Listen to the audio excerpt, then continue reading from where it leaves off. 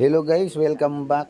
So gagawa ako ng review video nitong ating ground eye magnetometer 3D na 2.0 version. Ayan, box edition po siya. So itong ground eye 3D natin guys ay nakabox po siya ang kaniyang ano guys,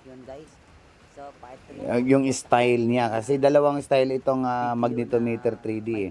Isang baston type lang na wala po siyang box, at itong ginagamit natin guys ay merong box. So depende na lang po sa order natin kung may box ba o wala. So ang kaibahan po, yung baston lang at monitor na laptop, ang kagandahan doon ay wala ka na pong isasabit sa liig o wala ka na pong pipindutin dito sa itong nakasabit sa liig. Pero yung ito namang may nakasabit o may box ay para po sa safety. Pag in case po na nalaglag po yung baston, ay ang pisa o yung box niya ay safety po. Ayan po, so nag-i-scan kami dyan gamit nito. Tapos ipapakita ko sa inyo guys ang effect niya na talagang napakalinaw ng kanyang 3D image. Ayan po, so titignan na natin guys dito sa monitor o sa ating laptop itong kanyang 3D result. Ayan po, so tinitignan namin kung saan, o tinuturo ko sa kanila kung saan nakapwesto po yung item dyan. So ayan, pupokus natin doon sa laptop para po ma-share sa inyo. So ito po ang kanyang result guys, no? So makikita nyo dito, unang tingin pa lang ay may parang square dyan.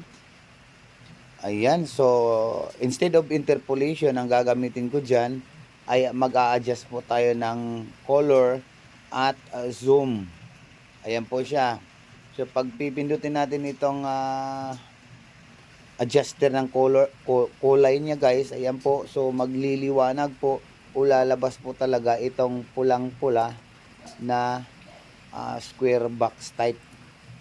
Diba? So itong pulang-pula guys, wala pa tayong interpolation at correct all value dyan. So mapapansin natin o makikita na natin dyan guys na talagang napakatingkad po ng kulay box dyan na nasa ilalim, na makikita natin dito sa screen kung gaano siya kalalim. Ayan, so about naman sa lalim guys, ay yung lalim naman po ay estimated value lang po ng detector natin. So hindi po siya exact order. So ayan, so balik-baliktarin na lang natin itong kanyang image. Makikita natin dito yung kanyang puwetan. Tulad po nitong dalawa na nasa gilid na patulis na kulay pula, yan po ay isang maliliit na bakal or minerals. Yan po ang ibig sabihin yan.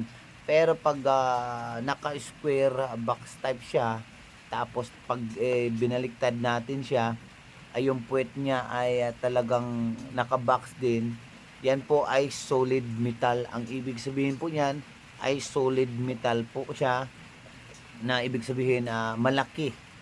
Ayan, a volume of metal ang ibig sabihin yan. So malamang pwedeng treasure box yan na metal box.